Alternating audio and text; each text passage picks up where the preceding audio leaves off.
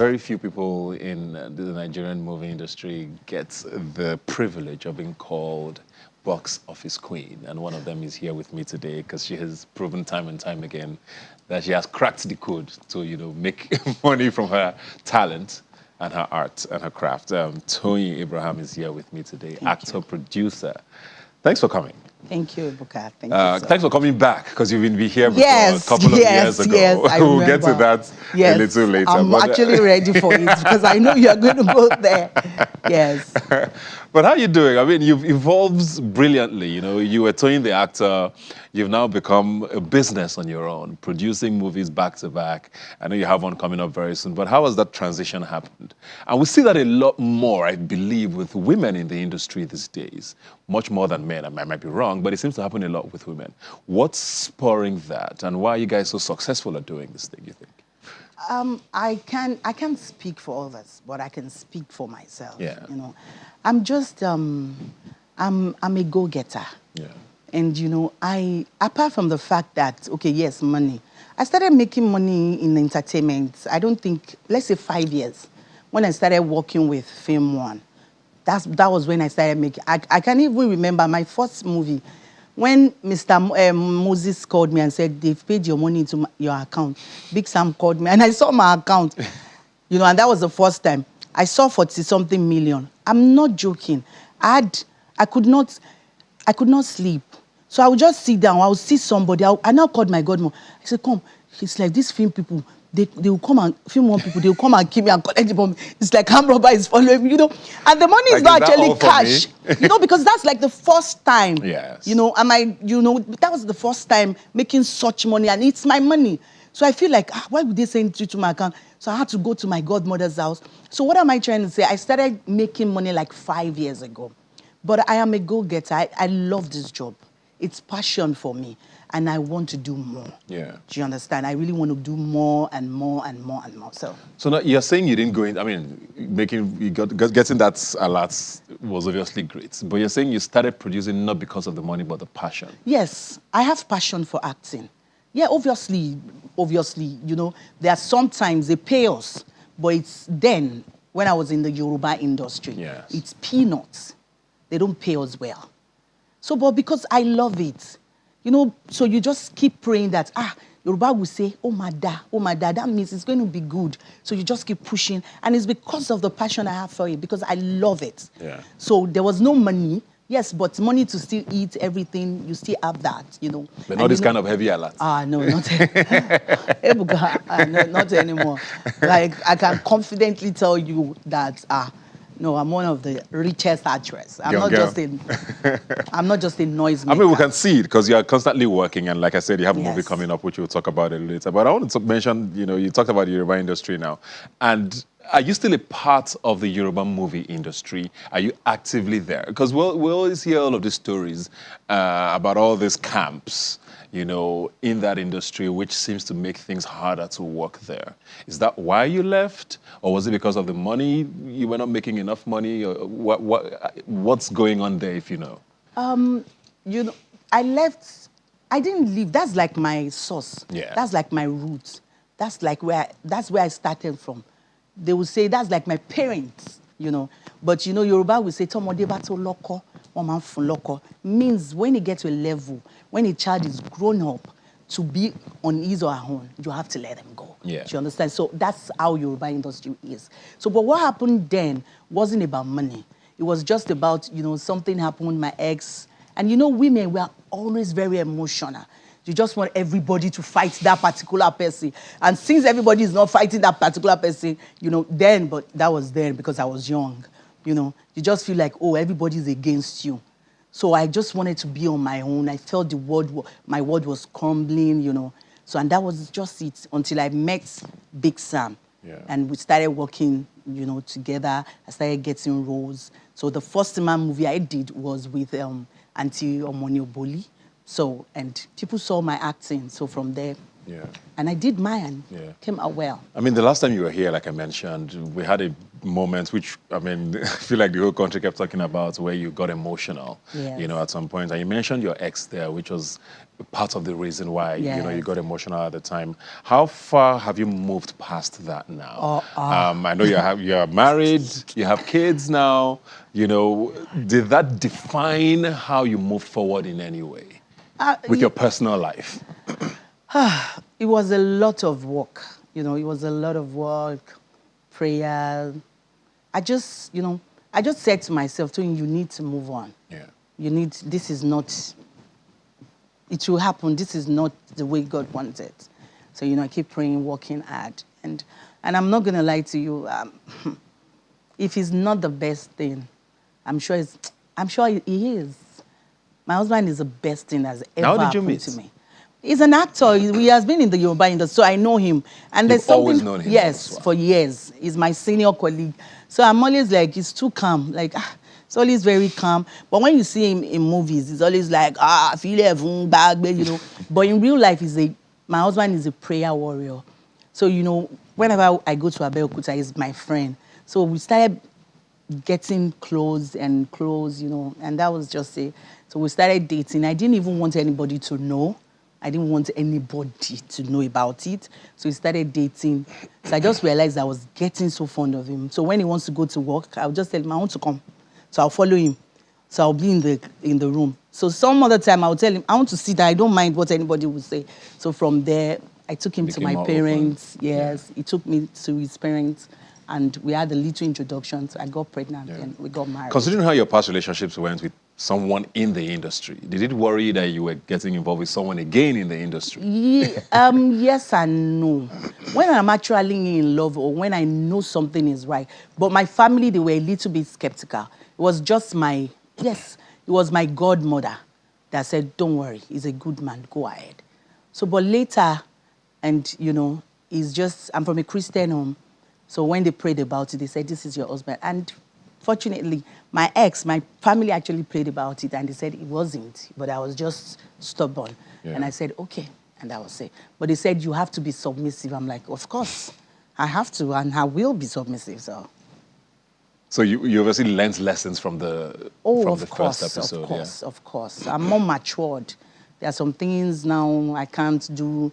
There are some things, you know, then you just want to get angry at every little things. But now I'm so matured. We have 2 kids. You know, we have a boy and a girl. So, how do you draw the line between, you know, work with him and being married to him? Does it ever cross? And, you know, there are people who always say, oh, I mean, can you really do business with someone you're in love with? When emotions get involved with money, you know, it's quite dicey. How do you handle that? Okay, yes. That was part of the things we spoke about. My husband said, okay, now, I know, you know, my husband is a matured man. So he's like, Toyin, there are some things I want us to talk about. When we're in the house, yes, wife. But when it comes to your job, you're an actress, which I've accepted. So for instance, me and my husband, we don't work together. Is that something you want to continue to happen? happen? Yes, and that forever. So, but he's a great actor. Wouldn't you want to work with him? I can work in his movie, but producing together, no. Okay. He has his YouTube channel. I have my YouTube channel. I promote his job. He promotes mine. Okay. So anytime he wants me to act in his movie, he will just tell me, hello, you are going to be working with me for 2 days. I'm like, how much are you paying? So we'll laugh over it. Obviously, it's not going to, I'll go. So, but putting money together. No. That's where it gets dicey. But for like sometimes when I want to shoot, when I was filming Ijakuma, because I did it with Film One, so I didn't have enough money because it's a big budget, and that's like my biggest budget ever. So I spoke to him that, babe, can you borrow me? On one condition, okay, you know, normally. So sometimes you can just say, okay, add it. When the movie comes out, give me back my money. But like doing business together, movie business, no, we don't. He has his businesses and I have mine. Yeah. I mean, like I said, you've evolved brilliantly, you know, and you're now producing. You've produced how many movies now? From Yoruba industry or in the cinema? In the cinema. This is going to be my fifth. Your fifth? In the cinema, In cinema. I mean, that's brilliant. Thank you. Not many people can boast of doing one, you know. How have you been able to, because I mean, like, producing is hard work. Very hard. You've gone from acting, which most people say is like an entryway into, the business. Directing is even tough on its own, which you also do. Yes. But producing is a whole monster on its Yes. own. What's the mentality behind how you work, especially for cinema movies, which are supposed to be like box office, blockbuster, big budget movies? How do you handle that, the pressure? It's a lot. It's a lot. But, I have relationship with a lot of people. So I know it's stressful, but I get stressed a little bit. But as a producer, I get most things easily because I have good relationship with people. And like I told one of my friends, his name is Sheon, I said, now, from this very movie, I'm not going to be playing lead in my job anymore. I want to face production, produce. Obviously, I'll do few scenes. I'll use unknown face. You understand? So generally, producing is not easy, but I love it. I enjoy it. I like the fact that everybody has to be somewhere for like 2 months, 3 months. I have to be the one to cater for them. Everybody has to come to me for something. I enjoy it. Yeah. I like it. And I know and how the to money relate is good. Yes, when you are spending the money, it's stressful. But when you now want to go to the cinema, but it's a lot of work because you have to go around, you have to keep selling, you have to keep talking about it.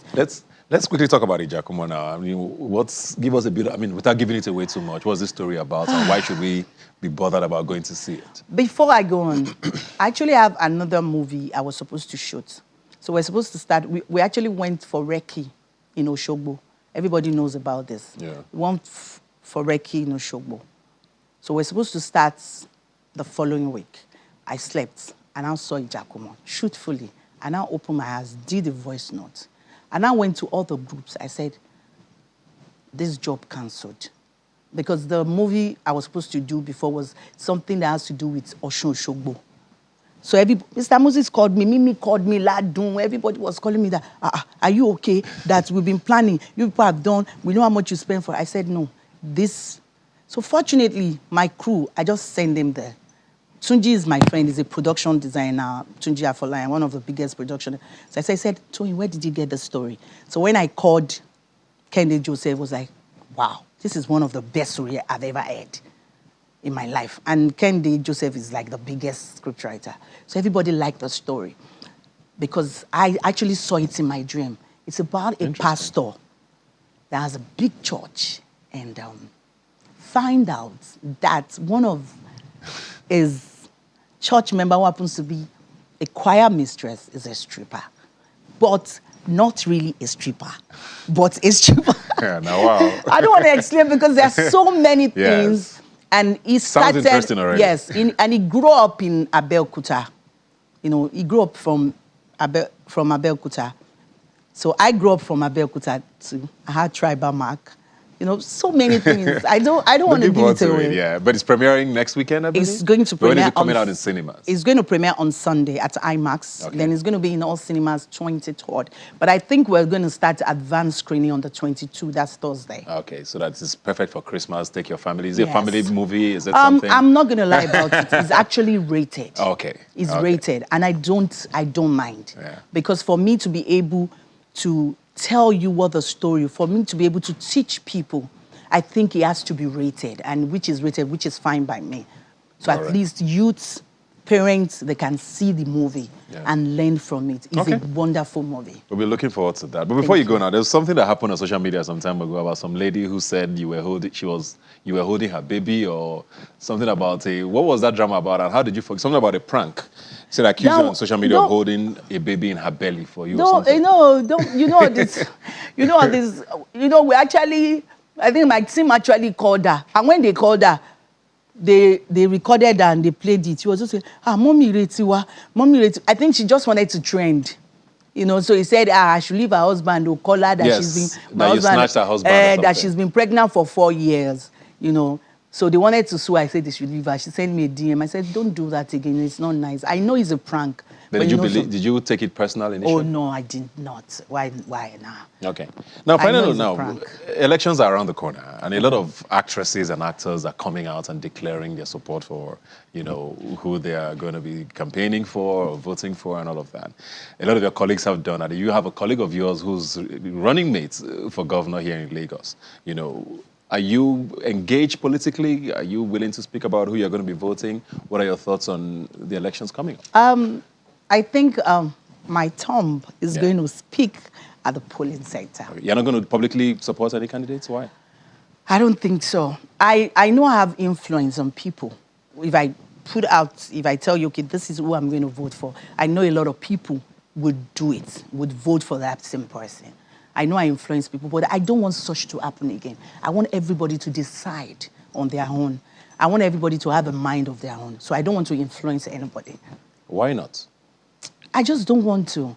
Because right now, sometimes you really cannot tell what's going to happen. So I want everybody to have a mind of their own so that we will not end up always putting the blame on anybody. So fine, I'm going to vote for whoever I'm voting for. So if anything happens, I won't say it was Ebuka that said, it was Ebuka that posted it on his page that we should vote for this person. No, I know that it's my choice. Because I know I have influence on a lot of youth, but I don't want to use my influence in that way. Yeah. So let everybody decide whoever they want to vote for. But my own Tom is going to speak for me at the polling units. Fair enough. I mean, you're a mother now. You have 2 kids? Yes. Happily married. I mean, there's something they call on social media womb watchers. People are always trying to monitor, is she pregnant, is she not pregnant? You know, I know you've talked a lot about, you know, your journey with childbirth and having children and, you know, all the struggles around that. You know, how has that been for you and how do you handle it online, socially? It's not easy. You know, most times they just want you they always want you to have a child. You know, obviously, yes, I have a stepdaughter and I have a son. So they just, oh, when are you going to give birth? When are you going to? So it's not always easy, but it's just when the time is right, the pregnancy will stay. Are you having more kids? Yes. You plan to? Yes, I was actually pregnant, but I lost it, so it's fine. Recently? Yes. That's what I was trying to get to, but I didn't want to be insensitive about it because, you know, you have other people who comment and sometimes they're not very complimentary about it, you know. How did you handle that situation? It was, you know, most times they don't even know what we're going through. You know, then I just had such thing, I cried because I just wanted to have 1 more or 2 more kids and I'm done. So things happened, I'm so bloated. So everybody would just keep on, you are too fat. Look at your husband is young. You are just, look at you are fat, look at you. But they don't understand. Yeah. So, you know, when they say all these things, but, Ebuka, guess what? I'm used to it. As an actress, you just have to, or else you will just die of depression. So once I see it, and if I'm not okay with your comments and you keep going, I'll just block the person. I don't have time for negativity. So. Well, fair enough. Well, good luck with everything. Thank you. Both your personal life, your work, you are smashing it with your work. And we're looking forward to Ijakumo, which is premiering. And you're going to come for my premiere on the 18th. She said she was going to do that to me. Yes, publicly. Ebuka, you have to... I will try my best. No, say I will come. You want the whole country to drag me? No, okay, I will come. Sunday, thank you. Thank you very much, Toyin, thank you so much, here today. And thank you for joining us. Like I always say, you can follow the conversation on social media. Please use the hashtag #OmniMinds when you send us a message. I'll see you next Sunday.